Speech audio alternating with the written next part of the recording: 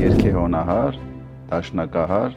Հովհաննես Մանուկյանն։ Ասպարեզ մտները որպես կոմպոզիտոր շատ Ում գալիս էր այդ ինֆորմացիան, դուք դա արտահայտում։ այդպես ստացվում։ Քաղաքական գործիչի այնքան մակարդակ ունենա։ Տառապանք էր, բայց փորձառություն էր։ Փորձառություն։ 10 անգամ Բարև ձեզ, սիրելի հայրենակիցներ։ Ճանաչիր մերոնց հաղորդաշարը եթերում է։ Այսօրվա մեր հյուրը գիտությունների թեկնածու, կոմպոզիտոր, երգեհոնահար, դաշնակահար Հովհաննես Մանուկյանն է։ շատ հաճելի է։ Բարև ձեզ։ Բարև ձեզ։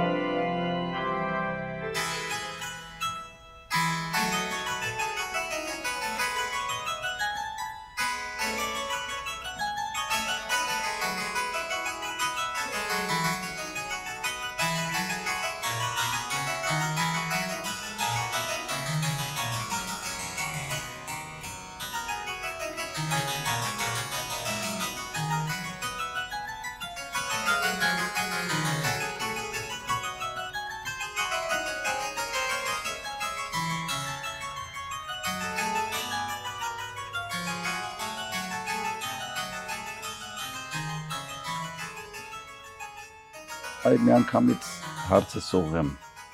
այդ տարբեր ուղղություններով, այդ բոլորը մի կտավի, այսպես ասած, գործեր են, թե դրանք ամեն մեկը տարբեր ինչ-որ ուղղություններ են, ուղղվածություններ են, թե բոլորը մի համադրության մեջ արվեստ, երաժշտություն եւ այլն։ Դե եթե նկատի ունեք գիտական գործունեության մասին, դա ավելի ուրիշ ճյուղ է, որը գիտական, երաժշտական հոդվածներ որը նվիրված է երաժիշտերի, կոմպոզիտորների ստեղծագործությունների, դա մի առանձին ես համարում եմ իմ կյանքում։ Իսկ արդեն ստեղծագործական, ավելի արարողական, արարչական սկզբունքը իհարկե դա կոմպոզիցիայի եւ կատարողական ոլորտն է, որը իհարկե համարում եմ առաջնայինը իմ գործունեության մեջ։ Ինչ տարիքից եք սկսել, քիչ բան է որ եւ երգեհոն, եւ դաշնամուր, եւ կոմպոզիցիա, կոմպոզիտորական գործունեություն, ամեն մեկը մի ոլորտ է։ Իհարկե, ասենք կարելի է մտածել, որ երգեհոնն ու դաշնամուրը նման են, բայց դե էլի շատ տարբեր են, էլի չէ։ Իրեք շատ իմ ասպարեզ մտները որպես կոմպոզիտոր շատ հետաքրքիր է եւ նաեւ շատ առողջվածային մի պատմություն է։ Մայրս հոյակապ դաշնակահարուհի է եղել, որը Թիֆիլիսում մեծ դպրոց է անցել, այնտեղ է մեծացել, ծնվել, եւ մեծ դպրոցից հետո այդ գիտելիքները դաշնամուրային դպրոցի նաեւ ինքը ինձ փոխանցեց։ Ու հիշում եմ 4 տարեկան տղա էի, դե ինչ 4 տարեկանում ինչ նոտա, ինչ առասարակ որ երեխան է մտածում, բայց քանի որ անընդհատ հայրիկս էր Կոստացի Մանուկյանը իհարկե ֆլետահար, սաքսոֆոնահար էր, շատ տաղանդավոր երաժիշտ էր, որը շատ մեծ ցավով նոյեմբերին իրան կորցրեցի։ Աճախակի ես ծնվել եմ եւ մեծացել եմ երաժշտական մթնոլորտում, միջավայրում, որտեղ միշտ երաժշտությունը իմ կյանքի մի մասն է եղել։ միշտ այդ մեր մետլորորտը հայրիկս էր անդադ նվագում հայրիկս ու չոր եւ հիշում եմ 4 տարեկան էի ծանոթներից խնդրեցի նոտա գնան իրենք չհասկացան ինչին է պետք դա ինձ պետք է նոտա գնացին ու ես չիմանալով նոտաներ ես չգիտեմ ինչ ինֆորմացիա էր գալիս մեջս ու սկսեցի գրել գրի առնել թղթի վրա չհասկանալով թե ես ինչ ինֆորմացիա եմ փոխանցում նոտան Այսինքն նոտաներով նոտաներ էի գրում բայց ես չէի հասկանում այդ նոտաների խորհուրդը հիերոգլիֆների նման հա հիերոգլիֆ Ոս խնդրում եմ մայրիկիս ասում եմ մի բա խնդրում եմ մի հատ նվագի հետաքրքիր է ինչ ինֆորմացիա եմ գրել նվագում եմ այս ինչ-որ այս մի այսეთ ոգեբանության ձևով եմ ես կոմպոզիցիայի երաժշտական ստեղծագործական աշխարհ մտել Այսինքն կարծում եք որ դա ի վերոս տրված ինչ-որ բան էր այո չեմ ուզում շատ ինձ այո ես այդ առումով տիրոջը շնորհակալ եմ այդ շնորհի համար Այսինքն դուք սուբյեկտ եք ում գալիս էր այդ ինֆորմացիան դուք դա արտահայտում եք այդպես ստացվեց այո ու հետո երբ որ Չայկովսկի երաժշտական դպրոցը տվեց արդեն այդ գրամատիկան սովորելով կամաց ավելի իմիջ դա ամփոփվեց ավելի միացավ այդ հիմքը աշխարհայացքի Եվ ինչպես շարունակվեց սկսեցիք ուսուցանել սովորել սկզբից առաջի դասարանում ընդունվեցի որպես ջութակահար կոմպոզիցիայի դասարանը հաճախել եմ երկրորդ դասարանից երբ որ արդեն սկսեցի իմ օպուսները առաջի ստեղծել արդեն նոտագրված ծնողներս դիմեցին մայեստրո շատ անդաշար մեծ երաժիշտ պարոն Մելիք Մավիսակյանին, որի շնորհակալ եմ շատ մեծ գիտելիքներ այնց փոխանցել Մելիք Մավիսակյանին նվագեցի ասում կարող եք ձեր երեխային բերել լսեմ ինչ է գերացի դասարան մտա ծանոթացա ասացի կարող ես նվագեցի ու հիացած ձեր տեղան մեծ ապագա ասպասում որպես այնքան անպայման պետք է հաճախի իմ դասերին ու այդպես հիմքը դրվեց Այսինքն իր մոտ անհատական ուսանել ինքը դասավանդում էր Չայկովսկի դպրոցում արդեն դասավանդում էր եւ ես արդեն ստաբիլ հաճախում էի իր կոմպոզիցիայի դասերին այդ առումով կոմպոզիցիայի այդ դասերը պրոֆեսիոնալ երկրորդ դասարանից արդեն սկսել եմ ես Լույս ջութակ հետո շատ անսպասելի մի երևույթ է կատարվեց գիտեք միշտ երկրորդ գործիք են ուսումնասիրում հիմնական գործիքի կողքի միշտ բոլոր ջութակահարները պետք է դաշտավոր ուսումնասիրեն դա շատ հետաքրքիր պատմություն եղավ առաջի անգամ որ դասերի էի գնում դաշտավորի մի քանի ամիս տևեց ու մի անգամ դասատուս դաշտավորի զանգում եմ հայրիկից բայց ես ինչ ես չհասկացանք ես ման մի անգամից ես ոնց ինքը բան արեց Ռախմանինովի կոնցերտը սովորել էի գնացել է երրորդ դասարան էր կարծում իր համար անսպասելի էր ոնց արեց ես առանց նոտաների չէ կամաց ես սովորելով չէ այնտեղ արդեն ներկայացնելուց առանց նոտաների նվագեցի չէ առանց նոտաների չէ նոտաներով ես բերեցի ասեցի գիտեք ես սովորել եմ սա համար նստած սովորում եմ Ռախմանինովի կոնցերտը երկրորդ շիվարած ապշատ դասարան երրորդ դասարանում էր այդ կողմերը այդ առումով նաև մտա դաշտավորային աշխարհ այսպես ու դից խորացավ այս ամբողջ հետո համերգներ սկսեցի համերգներ տալ Դե հիմա որ սկսեցինք շարունակենք այսինքն հետո գնացիք որ ուղղությամբ զուգահեռ եւ կոմպոզիցիա եք սովորում եւ կոմպոզիցիա եւ ջութակ ես 10 տարի սովորեցի բայց ես զգում էի արդեն առաջի դասարանից էր երկրորդ դասարանից զգում էի որ սա իմ միսիան չի ես կոչված եմ կոմպոզիտոր դաշտակահար եւ երկիոնի հետ կապված ես շատ հետաքրքիր պատմություն պատմեմ ով այդ հիմքը այդ կրակը ավելի լիակատար վարեց 10-20 ավել տարի հաճախակի Ճապոնիայից ժամանում էր մայեստրո Լորիս Չիկդավարյանի հրավերքով դիրիժոր Հիսայի Շինոուը, որ հաճախակի մեր պետական սիմֆոնիկ օրկեստրի հետ ղեկավարում էր։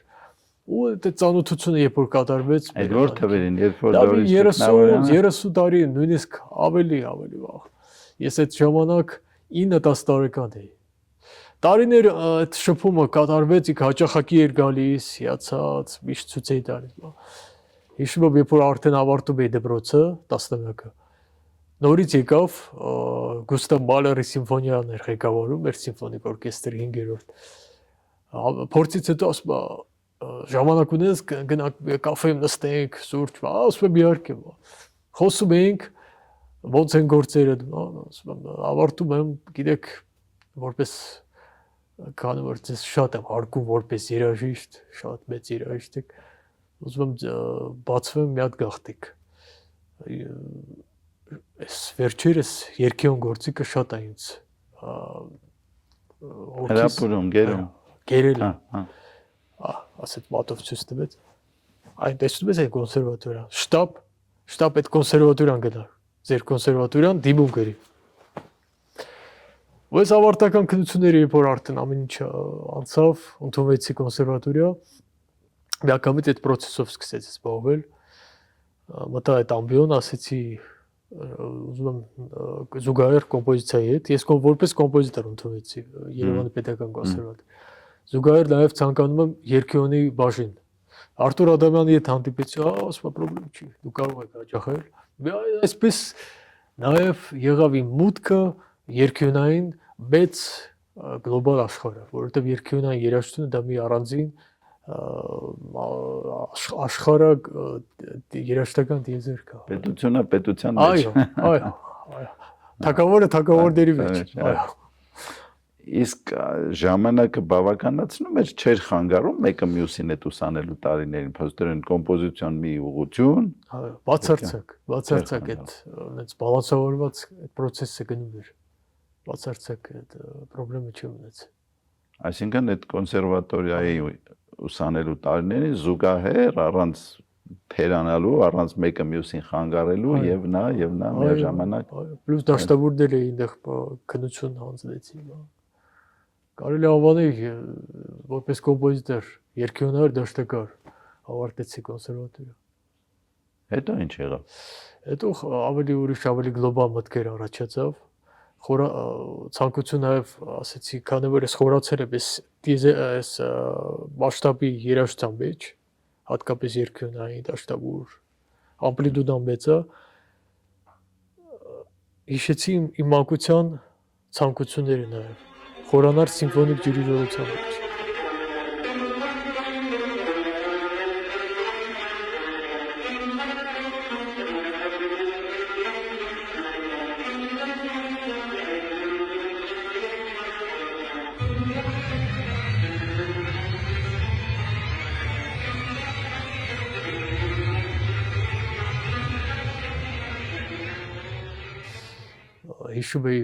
Հիշեցի այն օրը, երբ որ տատիկս մի մեծ նվեր արեց, դա ես այդ ժամանակ 10 տարեկան էի կարծեմ։ Դա իմ համար դա այնքան մի հատ անբացատրելի մի հատ երջանկություն էր այդ նվերը ստանալ։ Ծննդյանս օրը երկու ձայնասկավառակ չէ, պլաստիկա ուզում ասում։ Հայրենս։ Ձայնասկավառակ մեծ այսպես նվեր, ուրեմն Արամ Խաչատուրյանի երկրորդ սիմֆոնիան եւ Իգոր Ստրավինսկի Գարուն Սրբազան բալետը։ Դա իմ համար այնպես մի հատ աներևելի մի հատ գանձ էր։ Այսպես։ Հետո ես դες կպատմեմ ինչ այդ Գարուն Սրբազանի հետ կատարված ինչ իրողություն եղավ մեր հարևանի հետ։ Պատմեք։ Որը մի հատ հարևան ունեինք, որը ջութակահար էր, սիմֆոնիկ օրկեստրում էր աշխատում։ Միայնակին էր մի 50-ած տարեկի, անդադ խանգարում էր մեզ։ Հոգնած գալիս էր աշխատանքից, սիմֆոնիկից, ու գանտերներ ուներ տանը միշտ իր ֆիգուրայի հետևից նայում էր միշտ պարապում էր որ միշտ հաճելի ֆորմա Կին էր տղամարդ կին էր բայց ինչ կանտերներ չէ գանտերներ ուներ տանը որ միշտ իր ինչ որ ֆիթնեսով էր զբաղվում թե ինչ որ բաներ ուներ ես միշտ որ պարապում էր ձեները լսում էր այդ չգիտեմ ինչ որ բաներ էր ֆիթնեսի միշտ հետևում էր իր բանին ֆիգուրային կազմվածքին հոգնած գալիս էր արկեստրից ես էլ նստած պարապում էի միշտ սկսում էր այդ բանով խփել բա ես հոգնած եկել եմ բան չի կարել խանգարում եք բան ու դա երկար process է անդադ համբերում նույնիսկ այն աստիճանի որ ջուր էր լցնում վերևից այդ ժամանակ շուշաբանը փակած չէր բաց էր բալկոնը անդադ ջուր էր լցվում պարապում է վերևից ջուրը կաթում էր վերջում հիշում եմ ամառ ամիսներ այստեղ հասավ գժվեցի սպասի ես հեսա քեզ դաս եմ ապրելու մայրս անդադ ընկերուները գալիս է բա գիտես ասում դու պետքա բողոքի ես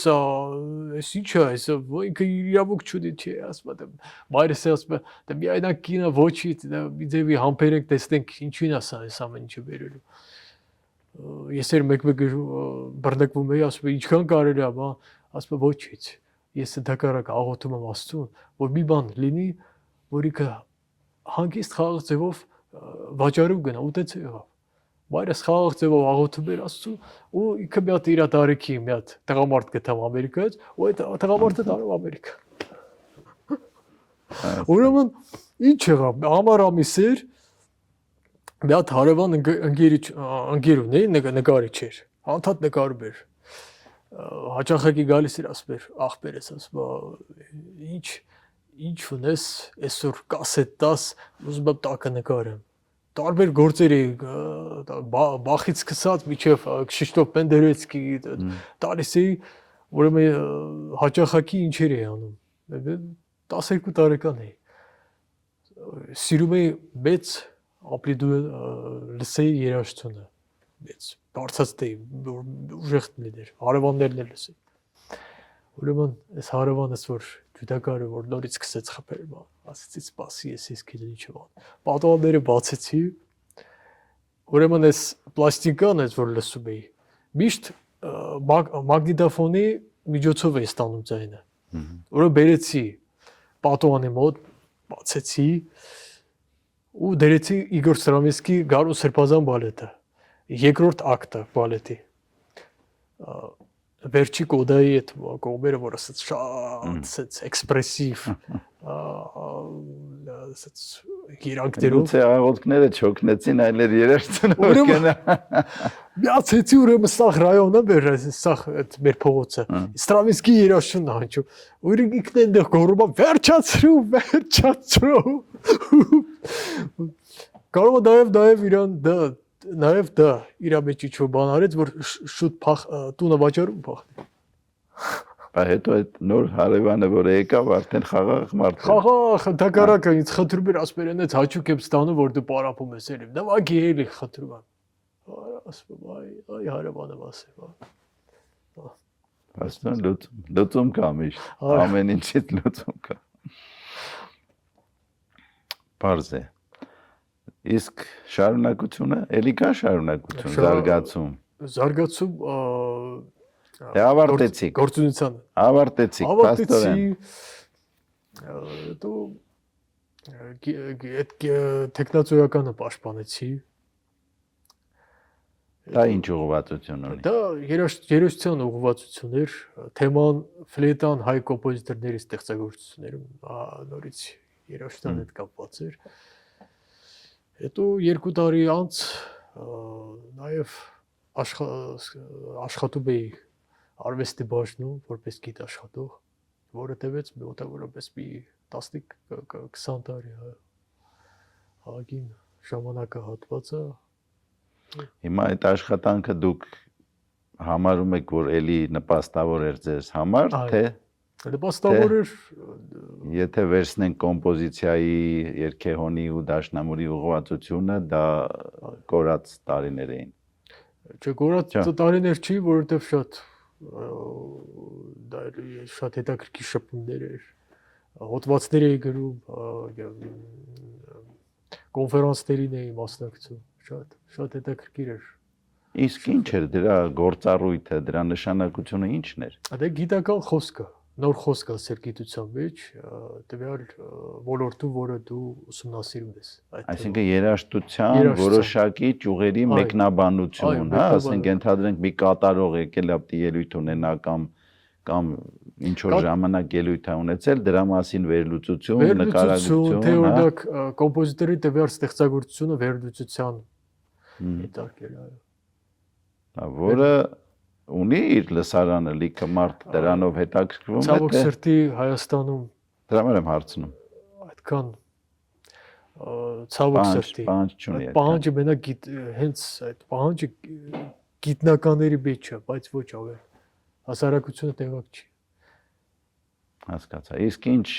ինչը ստիպեց այդ պահանջի քչությունը, բացակայությունը, որ անցակ ավելի ակտիվ ոլորտ այդ կատարողական։ Չէ, որովհետև ես առաջտային ոնց նշեցի, ես միշտ համարել եմ, որ առաջտայինը ես իմ միսիան կոմպոզիտոր, դաշտակար, երգիոնար լինելն է, այո։ Հետո սկսեցիք ակտիվորեն գրել երաժշտություն, կատարել երգիոնային, կամերային ստեղծագործություններ եւ հեղինակ եմ սիմֆոնիկ, կամերային, երգչախմբային, երգիոնային, դաշտամուրային եւ նաեւ ջազ կոմպոզիցիաներում եմ գրված։ Եվ գրում եք եւ կատարում։ Այո, գրում եւ կատարում։ Իդեպ ուզում եմ ունկան մեր հանդիսատեսին հրավիրել ամսի հոկտեմբերի ձեզ հրավիրում ամսի 19-ին հոկտեմբերի Հովհաննես Մանուկյան ջազ տրիոյով համերգ ունենք։ Արտո Բաբաջանյան ֆիլհարմոնիկ համերգասրահում ուրախ կլինեմ ունկանդերին հրավիրել։ Սիրով կգամ։ Հոկտեմբերի 19-ին։ Այո։ Արձանագրեցինք։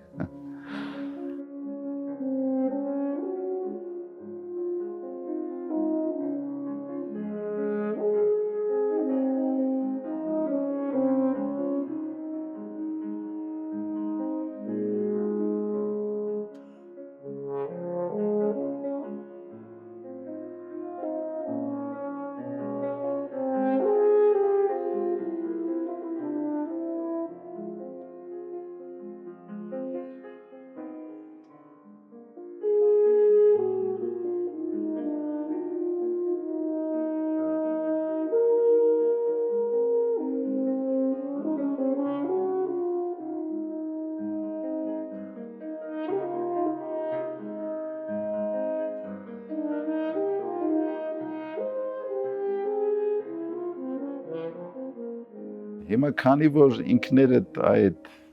կոմպոզիցիա, կատարողական արվեստ եւ նաեւ գիտությունների ակադեմիայում զբաղվել եք այդ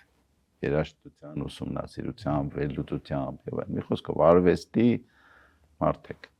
Այ որպես արվեստի, մշակույթի մարդ։ Այ ինչպես եք տեսնում արվեստը, մշակույթը, ինչքանով կարող են նպաստել մեր հասարակությունում, մեր ազգի մեջ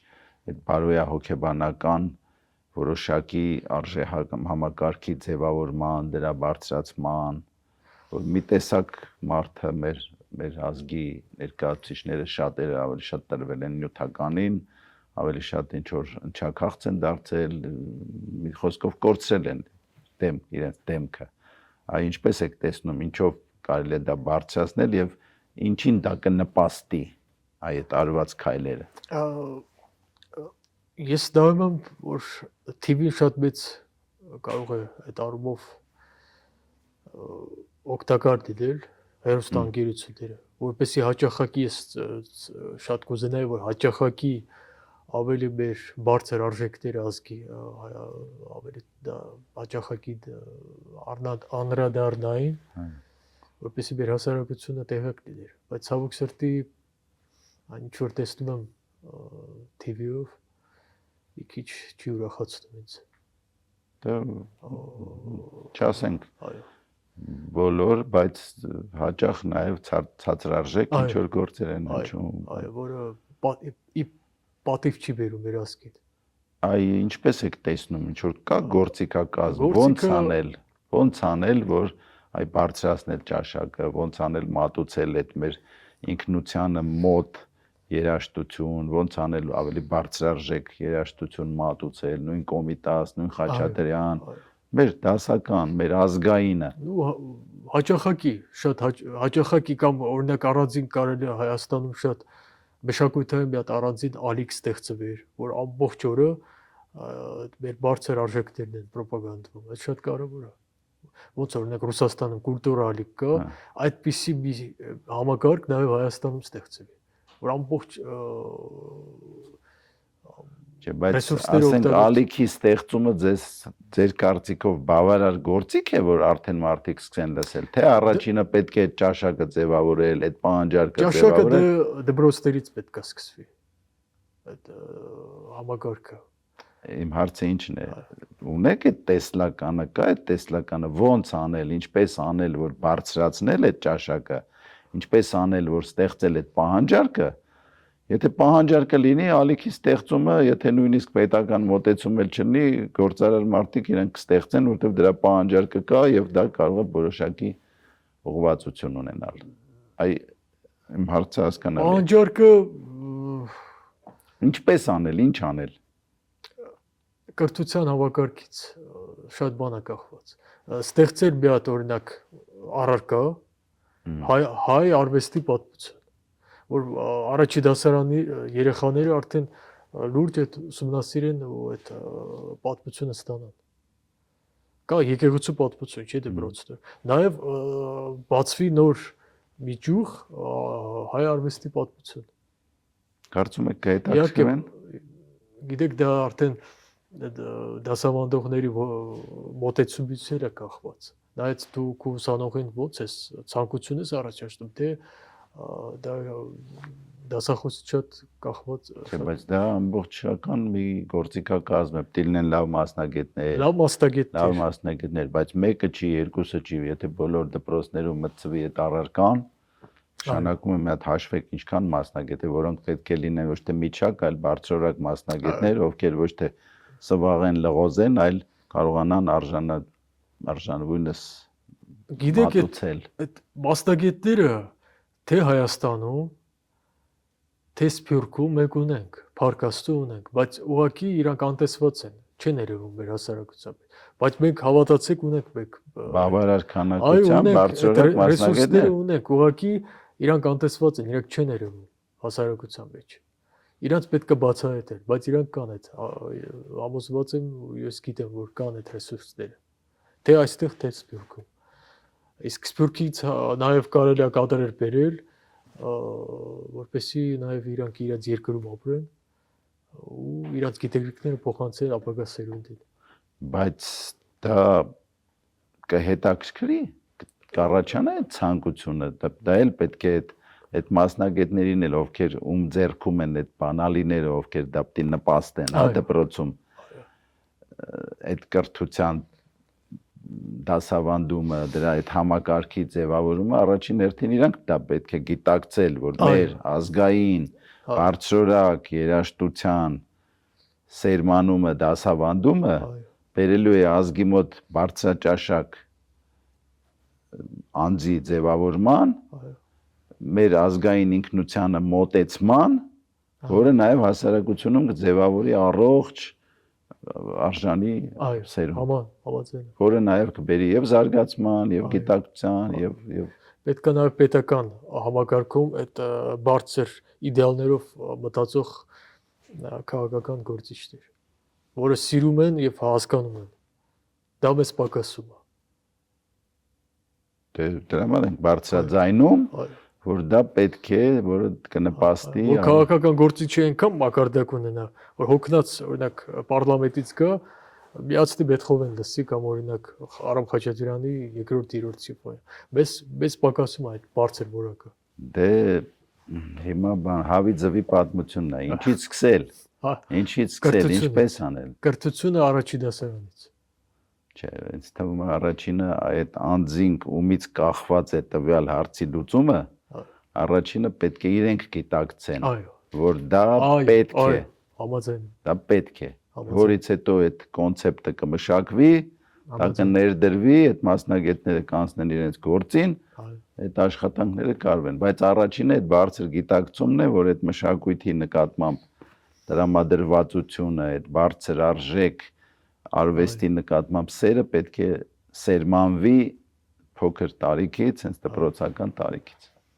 Դե հիմա ուզում եմ անցնենք մեր հաղորդման երրորդ ոչ պակաս կարևոր բաժնին, ենթաբաժնին։ Մի քանի ուրախ պատմություններ գիտեմ ունեք Դաշնամուրի հետ կապված, Երգեհոնի հետ կապված, Ջութակի հետ կապված, այ խնդրում եմ դրանք կիսվեք։ Ուրեմն երբ որ երաժշտական դպրոցում սովորում էի պրոֆեսոր Կարպ Դոմբաևի դասարանում, այդ ժամանակի քարտը մեծ ասակ էր, մի արդեն 88-9 տարեկան հաճախակի, երբ որ ես իր մոտ նվագում էի, ցավոք սերտին ու մեծ ասակ մարդիկ ննջում էր։ Մի անգամ հանձնարարել էր Կամաներ ինքն էր ստեղծել, իր ստեղծած։ Ուրեմն դասարանում նվագում եմ, նվագում, տեսնում Կարպ Սավելևիչ է ասում, տեսնում ասեց գլուխի իջացրել, ասեց խառացնում է, ասում նվագեմ, թե չնվագեմ, ասում կարող ասեց մի ժամ քնի, ինչ անեմ, ասում Կարպ Սավելևիչ, իրան եմ տիպում, կամած, ասում еще раз,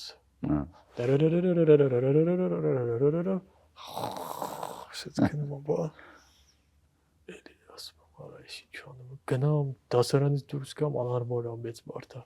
ասում Կարպ Սավելևիչ, еще раз, ուտեց 10 անգամ, ասում 10 անգամ այսից տիպեց, նույն բանը նվագեմ։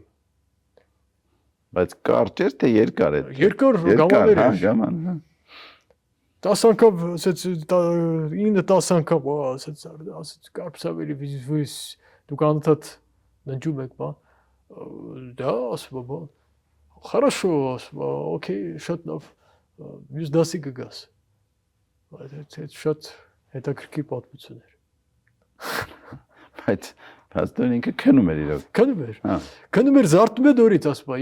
դորից նվագեք։ Բայց դες օգուտ տվեց, չէ՞, 10 անգամ կրկնեցիք այդ։ Բայց իմ համար դա տառապանք էր։ Տառապանք էր, բայց փորձառություն էր։ Փորձառություն։ 10 անգամ նույն բանը նվագեցի, այնպես մի հատ տառապանք ապրեցի, դա էր։ Լավ, այդ ջութակի հետ կապված։ Երկրորդ պատմությունը մայստրո Օվանդուրյանը հեղինակային համերգ էր,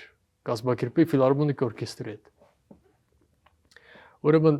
ֆիլհարմոնիկ օրկեստրի դիրեկտորը առավոտյան զանգում է,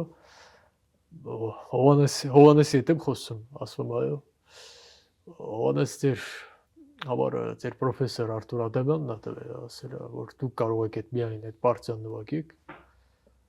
ասում ինչ է, ձեզ վարձատրում, հոնորար, Կոմիտասյանը ստեղծագործությունը լսել եք Դուրյանի, ասում է, գիտեմ, այնտեղ պարտիաներ կա, պետք է գաք նվագեք, կարող եք վաղը ժամը 10-ի փորձի կա, ասում պրոբլեմ չի, կնվագեմ։ Ուրեմն գնում եմ մյուս առավոտ փորձի, մայստրոյի հետ ծանոթանում եք, ստաց փորձում, ունեց Դուրյանը ունեց մի քանի դրվագներում է օգտագործում այդ ստեղծագործության մեջ, որը պետք է ժամերով սպասես, այսպես երկար սպասում ես ու փորձն է տևում է 2-ից 3 ժամ, այսպես ստաց սպասում, երբ իմ տեղը կգա, մի քանի տակ նվագեմ, փորձը վերջացավ, մոտեցա, ասում մայստրո, վաղը գամ, պրոբլեմ չի։ Ջանիկս, կարող եք վաղը չգաս, հոյակապես նվագում, վաղը մի արի, այնտեղ նվագելու բան չկա։ Ինքը արդեն տարիքով արդեն արած, մեծ ասակ, մյուս առավոտ գալիս է զանգ։ Հովանես, որտեղ ես։ Ինչ ա եղել։ Ֆիլհարմոնիայում եկա օրկեստրանտերը, ամբողջ օրկեստրը կաներա գորում է մայստրոն, ուրա երկի հոնարը։ Ասում բայց ես ասել եմ մայստրո, հասկանում եմ ինքը մոռացել է մեծահասակ մարդը, խնդրում եմ մի բան արա, խնդրում եմ արի մեզ աջակցության։ Ինքը չի հիշում, մեծահասակ մարդ, ասում եմ մեծահասակ մարդը հասկանում եմ, մոռացել է։ Գնում եմ ֆիլհարմոնիա, մտնում եմ օֆիս, ասում մայստրո, դա չգիտեմ Դուրյանի ինքը բռնկվող մարդ էր, շատ հաճախակի,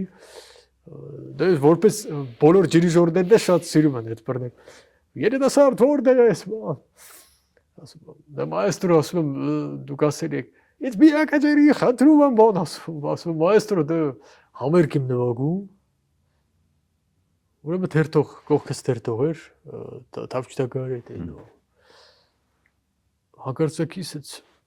ասում իր գլխովս էդ նշում եմ, որ էս ժամանակ որ թերթելու ժամանակ որ անց թերթեց էս նոտաները որ էս անգան այսից մտան բանվիչ, ասում եմ էս ինչ է։ Ասած կամած բան եմ անում։ Իմպրովիզացիա եմ անում։ Սենց կամած ինքը բարձած այդ նոտաները դերեց, հասկացա, որ հանդիսատեսը առանձնապես չնեգա հանգիստ, բայց եթե այդ անգլերեն Թափվեին։ Երկրորդ պատմությունը,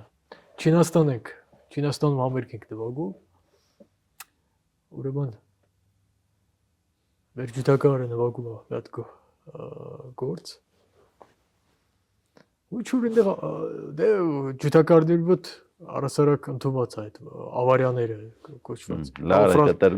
Լարը կտրվի կամ ինչ որ խմած լինեն, բան ինչ որ։ Ուրեմն այդ նվագում եք, ես եք լավիստի բարձյալ, բաց։ Դուք ֆրազա են նվագում, դա ու ավարիա է կատարվում։ Դեպս է պարտիտուրան է դրած։ Ու այդ պահին, որ այդ ֆրազան ավարիա է ինչ բան խմած էր էլի հետո հասկացա ավարիան պետքա փրկել այդ պահին ես այդ իրա պարտիա որիկը պետքա նվագեր սոլո ես շարունակեցի այդ բանի կլավեսինը վրա ուրեմն օրկեստրում ամերիկացի երաժիշտներ կային Եվրոպայից այս կոնտրաբասիստը Ջոն էր անունը որ տեսա ասեց Պարտիան նվագում եմ իրա տեղը իրա տեղը բա Բայց ինքը լռեց ինքը լռեց հասկացավ ինչ ավարիա է կատարվել ինքը ասեց ավարիա ես շարունակում եմ իրա թեման երաժիշտերը կոնտրաբասիստը Ջոնը որ տեսավ ասում ակամաս հասկացան ինչ ունդեղից օրկեստրը ամերիկի ժամանակ yes այո այսքան ավարտենք Կարծում եմ հետաքրքիր էր։ Ինչ ասեմ։ Հույսով։ Այո։ Ձեզ մաղթեմ ստեղծագործական հաջողություն, ստեղծագործեք, արարեք։ Մերսի։ Նաև կատարողական ելույթներով հանդես գաք։ Մեզ էլ մնում է այդ մասին լուսաբանել, ռոպագանդել։ Մի խոսքով, հաջողություն եւ ծաղկում, բարգավաճում։ Մերսի։ Զարգացում։ Ի նպաստ եւ բարօրություն։ Հավարտենք սիրելի բարեկամներ, հիշեցնեմ, որ այսօրվա մեր հյուրը կոմպոզիտոր, երգեհոնահար, դաշնակահար, գիտությունների թեկնածու Հովհաննես Մանուկյանն էր։ Ստեսություն, մինչ նոր հանդիպում եթերում։